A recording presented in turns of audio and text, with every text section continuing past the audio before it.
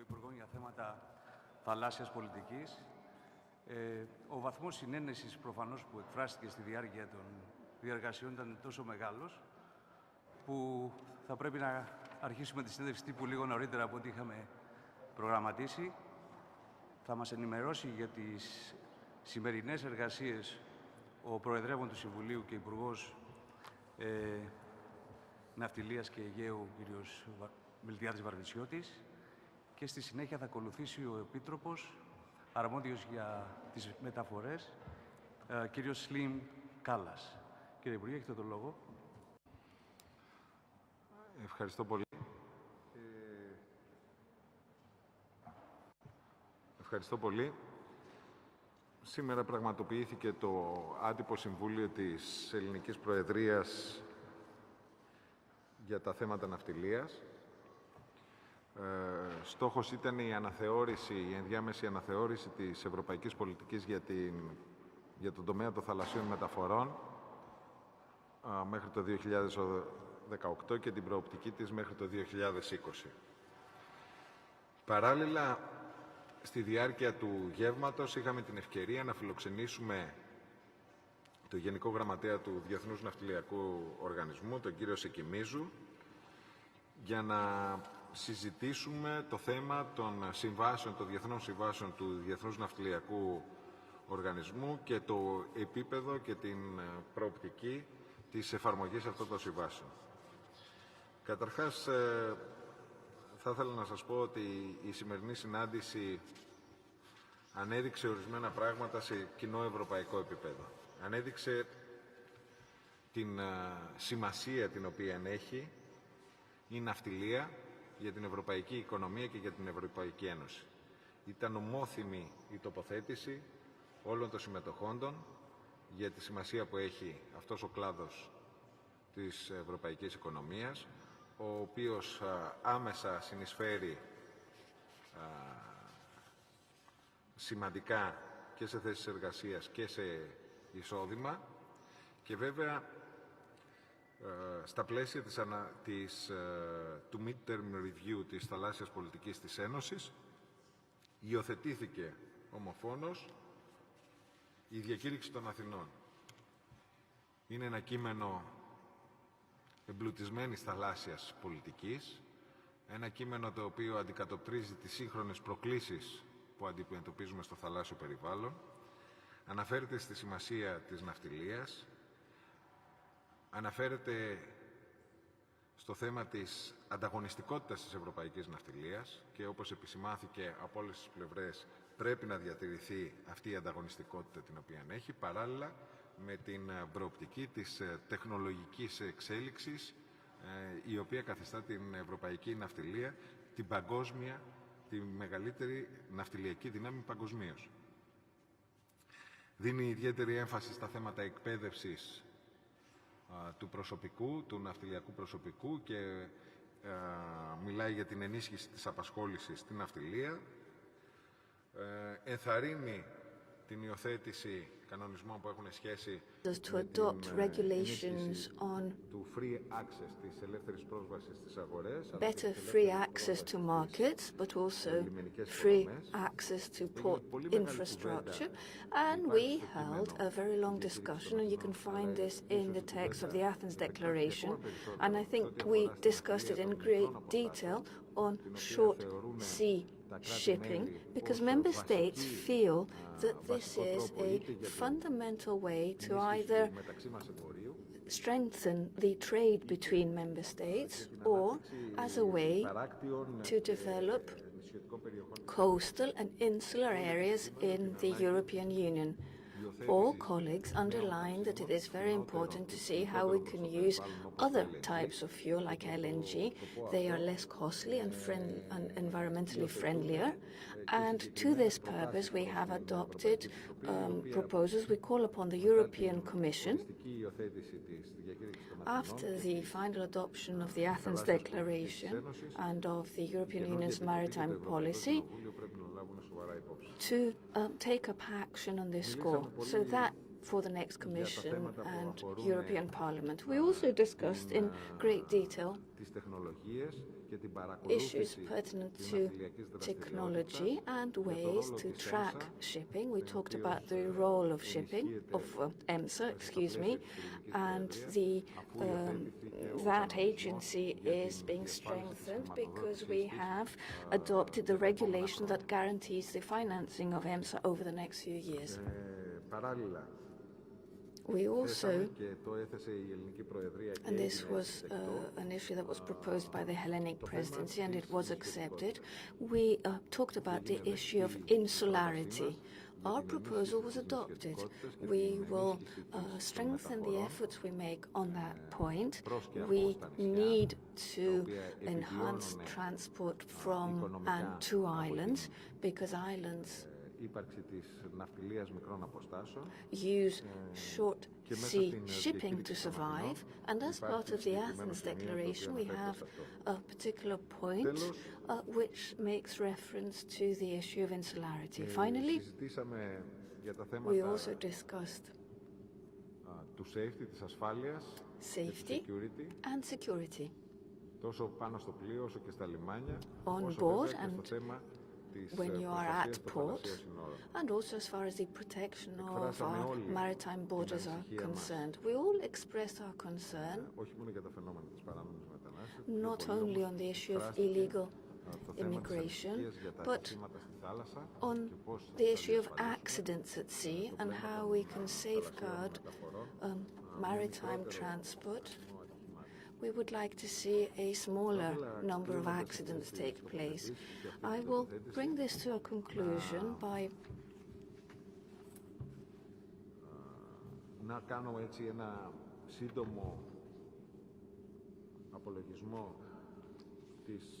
give you a brief oversight of what the Hellenic presidency has achieved as far as maritime transport is concerned, because we have managed already to agree with Parliament at the first reading the following legislative proposals: the proposed directive on marine equipment, the regulation proposal on the multi-annual financing of EMSA in order to combat pollution at sea, and also the proposed directive on sea spatial planning. So these are three initiatives which we managed to bring to a conclusion within the 6 months of the Hellenic presidency. Through cooperation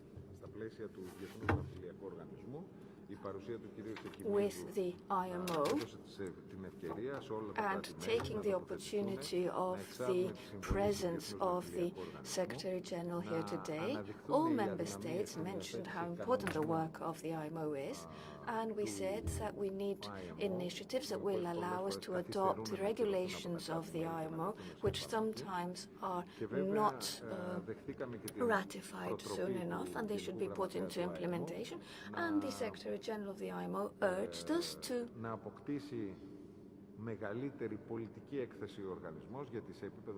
make sure that the IMO has more of a political role or a political weight, because it is a very able, technocratically speaking institution, but it also needs to pull its weight politically speaking as well.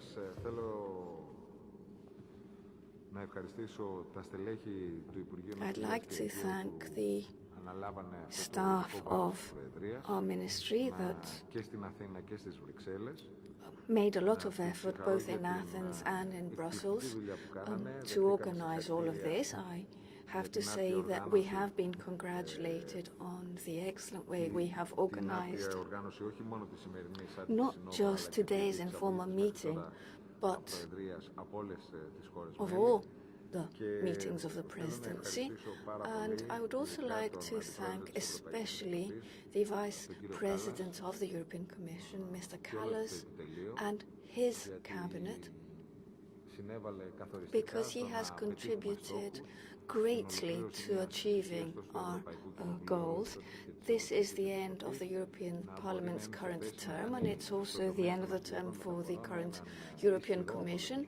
And I think the balance of your work at the European Commission is very positive for the very European Union, and things that we had not managed to achieve at the European level still, we managed to adopt unanimously, or at least with a great degree of consensus. Obviously, there are operational issues and functional issues that we will need to look at in the future, but the fundamentals are there, and we will be able over the next few months to discuss what the future of European maritime policy will be. Commissioner, you have the floor. Thank you, Minister. Ladies and gentlemen, it was a very interesting discussion, and I'm very happy that Hellenic presidency took this subject for the discussion and had this informal council. It was very interesting debate in this informal council.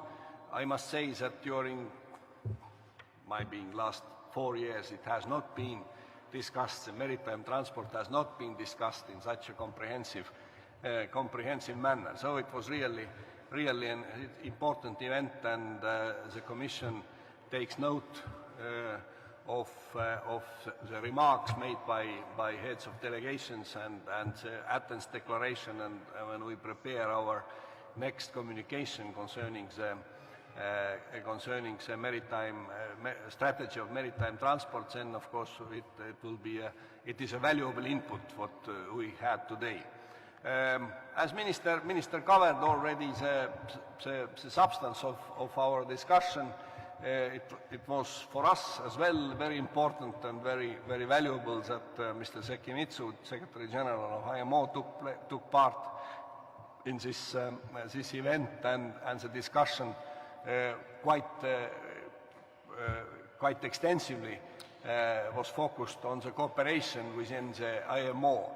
Our position has been in the European Commission that maritime transport is a global one, and we need global solutions. You know that there have been a lot of discussions about regional solutions, but it's very clear that regional solutions can solve some,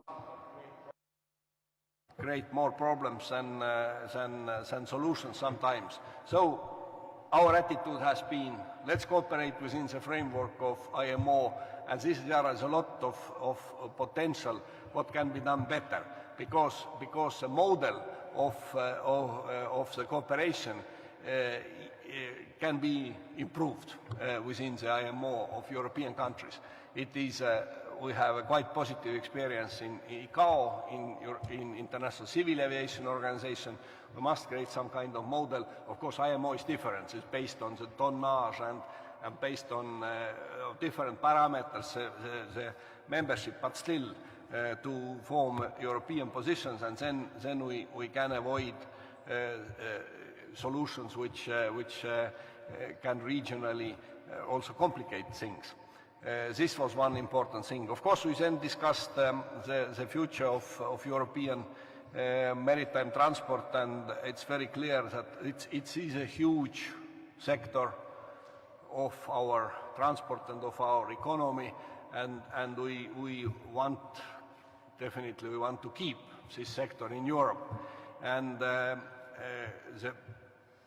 major decision made during this period of this term of this Commission and the Parliament was, of course, adoption of trans-European networks, transport networks, and accompanying envelope or accompanying financial facility, which is substantial. And there is, of course, the motorways of the seas, and so short sea shipping is much more important than it was before. And how to there are ports are very important nodes, and how to use better, to use ports better, and how to also to use the connections between ports and mainland.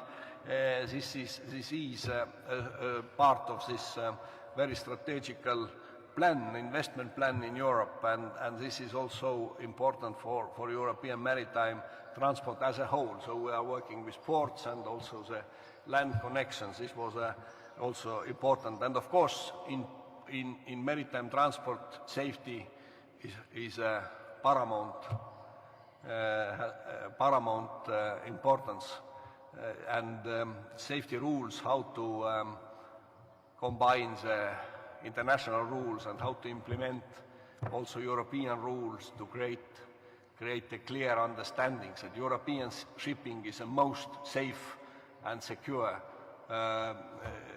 sector shipping in the world. This is of course a common objective, and how to do it, what kind of convention we must do.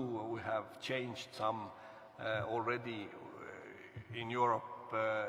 We have a directive of the safety of the ships from 1994, and the question is of implementation. And so I think that European rules are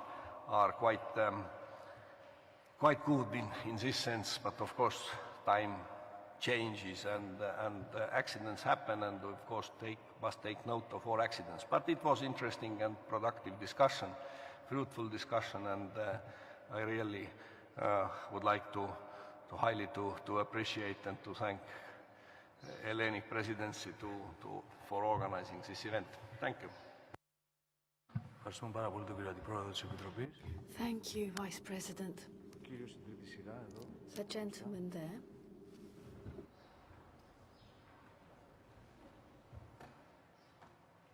Thank you very much, Werner Balzen, Deutsche Verkehrszeitung DVZ.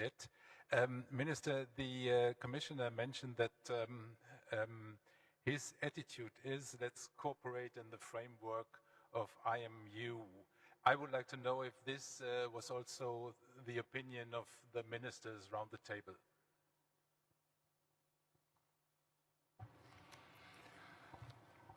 Well, everybody agreed. Everybody agreed that we should have an increased cooperation with IMO. The way that we are going to do that, first of all, is to ratify and to increase the pace of ratification of the IMO conventions, which are very important for the safety, safe manning, the environmental protection and seafarers protection process. This is the one thing that it has been unanimously being said. The second thing is that although we said that we should have an increased cooperation with the IMO,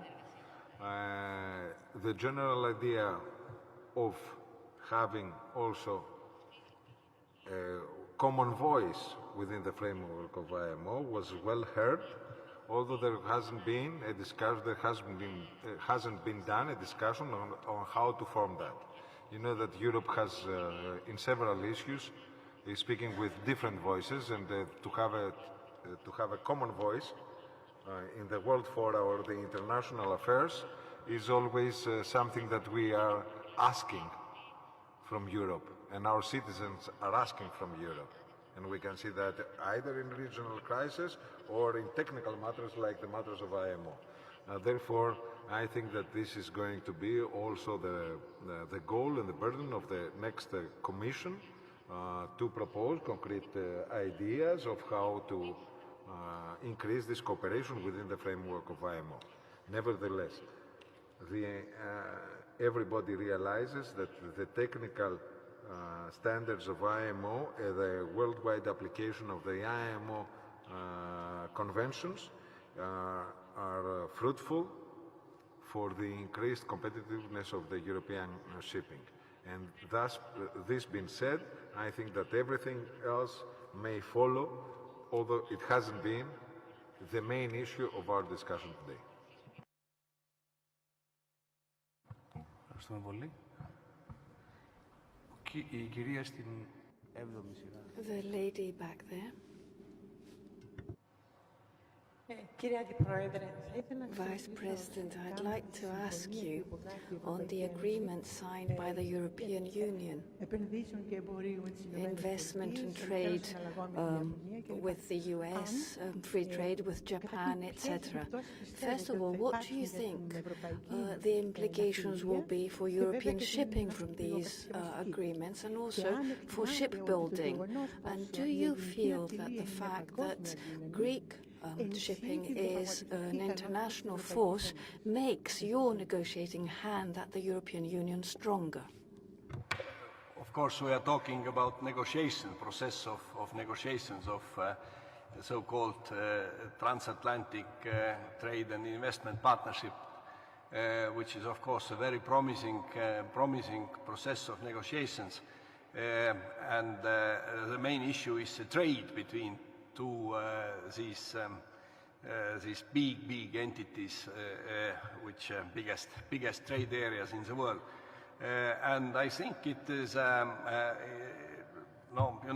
in shipping concretely, first of all, its transport is not yet as a subject for these negotiations. So we discuss, will transport as a chapter, will be part of these negotiations or not, because we already have an agreement between open sky agreement in aviation with the United States, and it has not been yet decided that transport will be a part of these TTIP negotiations. But I think that Greek shipping is a very strong one, and about shipbuilding shipbuilding is another interesting story. When we had some discussion that, this was years ago, that, it's shipbuilding is moving away and we should do something, and then some manufacturers and big companies approached us and said, hold on, it is in some countries ships which are built, they use 900 European suppliers, so it's not so black and white. And of course, European shipbuilding industry in certain segments is extremely strong. So tailor-made ships, cruise ships, they are actually above they are top level. It is an economy, so always some kind of changes happen, and I think but in terms of shipping as a service provider, I think that Greek shipping is a very strong competitor, and is always on global arena has achieved remarkable results. If I may comment on that, you know that the Greek-owned shipping constitutes more or less 40% of European Union shipping. Therefore, it's one of the major forces that relies on the international competition for its competitiveness. It hasn't been developed through protectionism, so we welcome and we are in favor for any open trade agreements. And furthermore, since Greek shipping and the European shipping is heavily investing in energy transportation, and the last few years we have seen an increased investment being done on the LNG or the product carriers or other specialized vessels on the energy sector. We believe that, and we look forward through these agreements to facilitate the trade on energy resources, since Europe as a whole is relying for its competitiveness on imported energy resources, and we want to have cheap transportation for our energy resources, and we want to have them fast, and we have to safeguard also the supply of energy resources. That's why we want to have a diversification in our sources. Therefore, for shipping and European shipping, the agreements to be planned are very important in order to promote competitiveness. Η Κυρία στη δεύτερη σειρά, παρακαλώ. The lady back there. Hello. Question for Marie-Pauline Dessay from Agence Europe to the Commissioner. My first question is about the fact that the member states in the declaration are calling for maintaining the regime of state aid for maritime sector. I would like to know what is the position of the Commission on that, as the state aid guidelines are going reviewed through a revision. And my second question is regarding the seafarers and ensuring that their working conditions are well maintained and that their jobs are promoted. I would like to know if it's something that can be dealt at EU level or if the ministers want to keep it as a national policy. Thank you. About this seafarers, it's a convention again. It's ratified by the European Union. This seafarers training, STCW convention, where we require certain qualities of people who are entering and who can be used. So we had actually they must be prepared well, and also the conditions. It's our employment inspectors are quite. And it's quite carefully watched that it has been tremendously improved. So there is no case that European shipping is using some kind of slave labor. And I think it's of course there is a competition, there is a different wage policies, but first of all, people who are coming now, it's a process of evaluating of seafarers and the training of seafarers of Philippines. So it's all these processes are strengthening the quality, social quality of seafarers. What was the first question? Sorry, state aid, yes. No, state aid guidelines are prolonged for ports. And some state aid is available also for refurbishing of and to mitigate certain environmental conventions. So there is no such a change at this stage. What is the same state aid guidelines exist for ports, and it's we are discussing what can be done in future, but at this stage it's the same guidelines exist.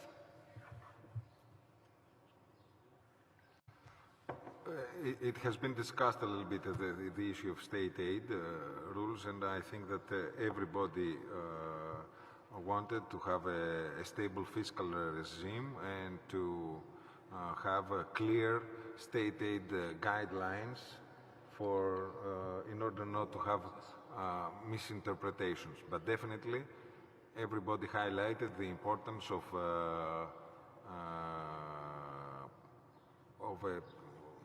a transparent and clear and competitive fiscal policy regarding shipping, which is important for the sector as a whole at the European level.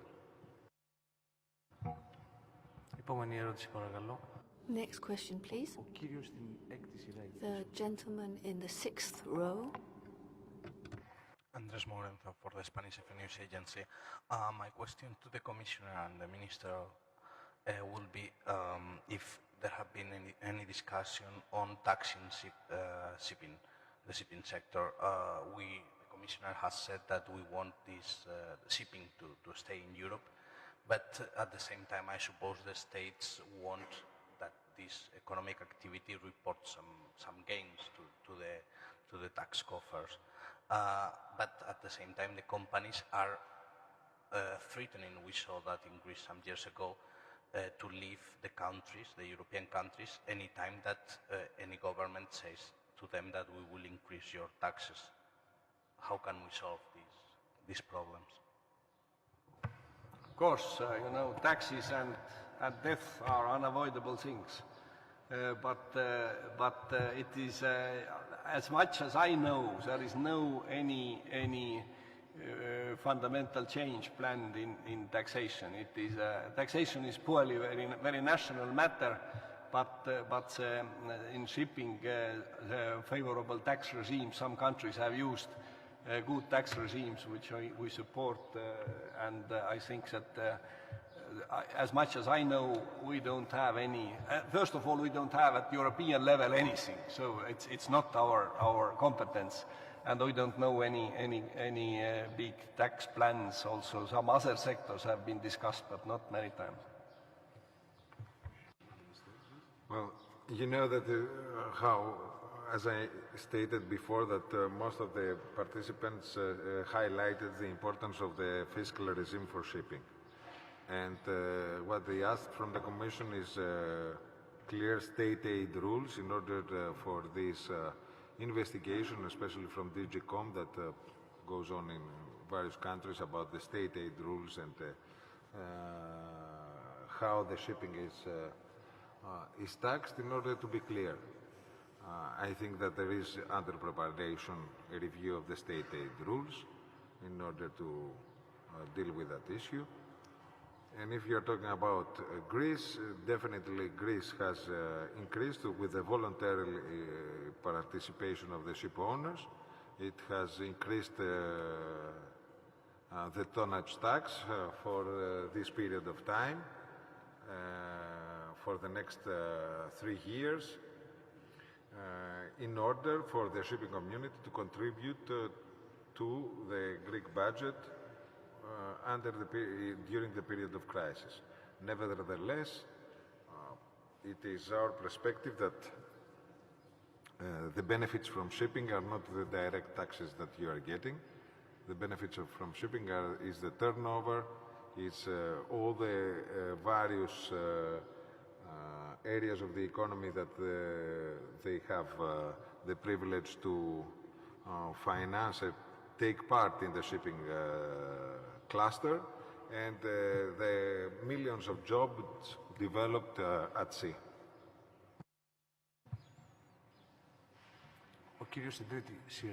The gentleman sitting in the third row, please. Raymond Lloyd, the editor of the Parity Democrat Westminster. I have a question for the Minister Varvitsiotis and a question for Commissioner Kallas. Last Saturday, I travelled to Spetses to pay homage to Admiral Laskarina Bubalina, the independence heroine of the 1820s. Today, several modern states have or have had women admirals, including Norway and the United States, where the head of the Coast Guard, one of the US 5 military services, has been a female rear admiral. Greece, with its 8,000 islands and islets, has one of the largest commercial fleets in the world. Are there many women captains of these ships? And what is the tonnage of the largest ship captained by a woman? To Commissioner Kallas, one symbolic way of making travel safer and more enjoyable for women and girls is to name airports, trains, ships and other transports after distinguished women. Here in Greece, all airports are named after men. None after, say, the heroine Manto Mavrogenis or the former Minister of Culture, Melina Mercouri. In Spain, where this happened, 2 railway stations have now been named after famous women. Will the EU ensure in future that the tens of millions of female travellers in Europe are properly honoured? Thank you, Commissioner. I think it's this is a matter for national authorities and companies and society. I don't think that this is something which must be regulated at European level. Well, I really envy your knowledge of Greek history, and I thank you for that, and thank you for paying a tribute at Bouboulina, one of the heroines, one of the most important heroines of the Greek War of Independence. What we are trying to do and what we are pushing is really pushing for the industry to have and to absorb and to highlight the presence of women in shipping. After all, it's in our ministry at the Hellenic Coast Guard that we really rely on women, and we have women being part of the crew in any of our big patrol boats. The same applies to the Hellenic Navy. And what I'm always urging the shipping community, and I did that yesterday at the Union of Ship Owners, is really urge them to use and give the opportunity to young women that they want to have a career at sea, to have the opportunity to be on board.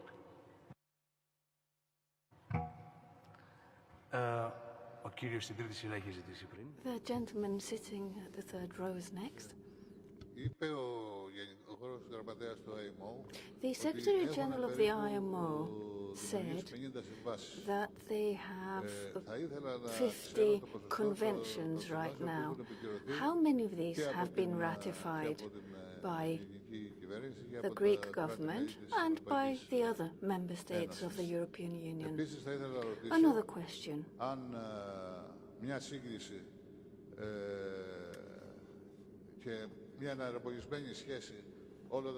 Do you believe that a greater convergence or harmonized relationship of European member states and the IMO would lead us to a European shipping policy?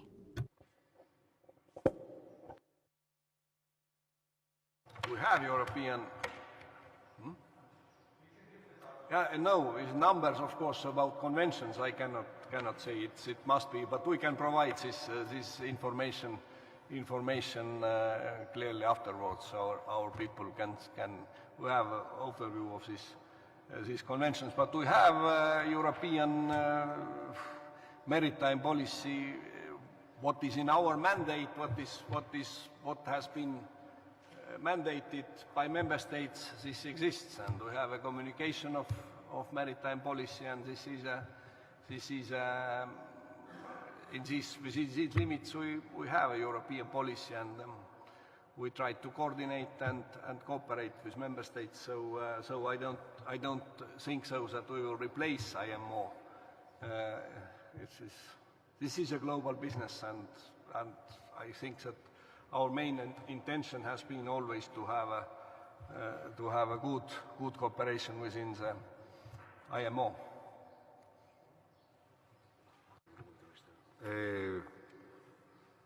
Δύο πράγματα. Two comments. First of all, something that was discussed today was there are different levels through which ratification progresses at the European level. Obviously, we have the European Union and the member states who are amongst those who have ratified most conventions, IMO conventions, especially if compared to the rest of the world. But I would say that we're not all at the same level. Obviously, Greece is a member of the first category as far as tonnage is concerned. So because we have special interest for this issue, I would say that we have integrated and transposed into the Greek law around 90% of these conventions. Since I've been minister, we've ratified too. The Athens the Athens Convention, the Protocol of 2002, and the previous convention for 2006. So, for example, it was the Convention on the Protection of Passenger and their baggage during trips. The lady back there is next. Isabel Smets from Europolitics. Question for Commissioner. I see the declaration mentioned the importance of research and development.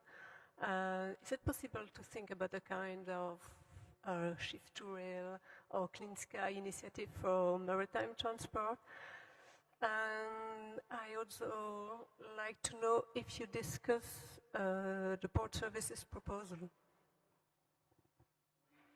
We didn't discuss port service proposal as such, but we discussed the issues of competition and access to the ports and the links to the mainland, and so in this sense it was we discussed the port services.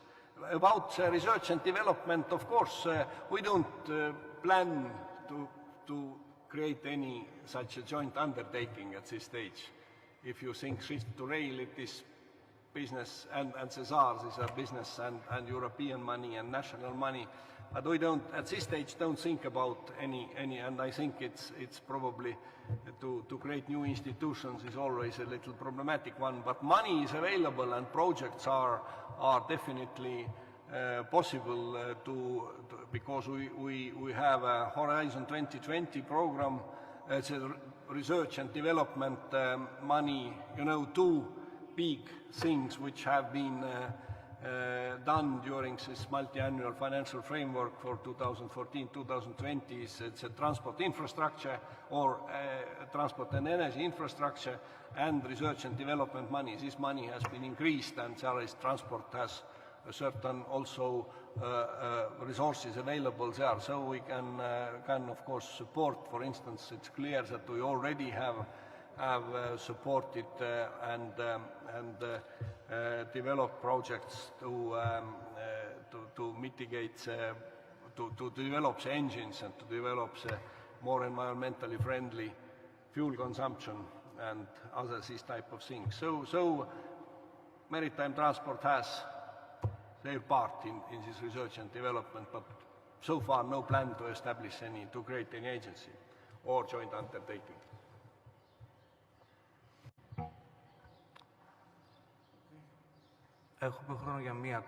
We have time for one last question. So the gentleman sitting in the second row.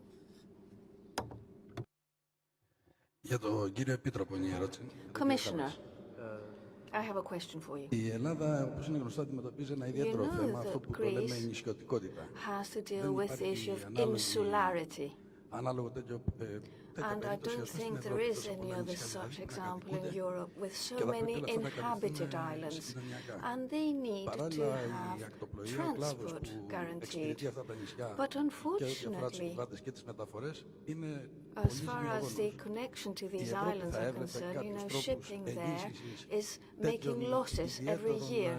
Do you think that the European Union would allow for the support of such loss-making lines? Is that possible? This is possible. In my own country, it's done the same way. There's so-called public service obligations, and certain lines are supported. Also, my country, Estonia, has also a lot of islands, and there are links between these islands are supported by government. So it's fully compatible with rules. That's possible. Okay. Well, that's the end of that. Thank you for being here, and good evening.